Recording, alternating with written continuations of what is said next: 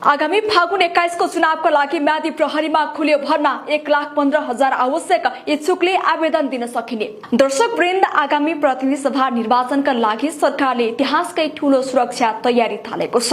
प्रहरी प्रधान कार्यालयले गृह मन्त्रालयमा कम्तीमा 1,15,000 म्यादी प्रहरी भर्ना गर्ने प्रस्ताव पेश गरेको छ। प्रारम्भिक अनुमान अनुसार यसका लागि तालिम, पारिश्रमिक भत्ता र पोसाक समेतमा करिब 4 अर्ब रुपियाँ भन्दा बढी खर्च लाग्ने देखिएको छ। सुरक्षा निकाय बीच समन्वयलाई सुदृढ बनाउन गृह मन्त्रालय, नेपाली सेना, नेपाल प्रहरी, सशस्त्र प्रहरी र राष्ट्रिय अनुसन्धान विभाग बीच संयुक्त कार्यदल गठन भइसकेको छ।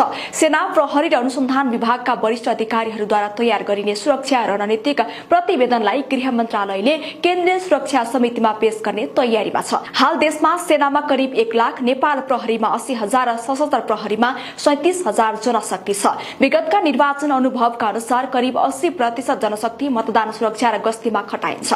यसकारण अतिरिक्त म्यादी प्रहरीको आवश्यकता देखिएको छ। सुरक्षा चुनौती यसपटक केही फरक देखिएको छ। गत भदौ 24 मा भएको हिंसात्मक घटनामा करिब 14,000 कैदी फरार भएका थिए भने 1200 भन्दा बढी हतियार लुटिएका थिए। देशभरका करिब 400 प्रहरी कार्यालय र ब्यारेकमा तोडफोड तथा आगोजनी हुँदा अस्थायी मर्मत गरेर काम पनि चलाइएको थियो।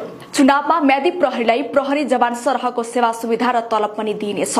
उनीहरूलाई करिब 40 दिनसम्म मतदान केन्द्र र आसपास क्षेत्रमा परिचालन गरिने योजना पनि रहेको छ।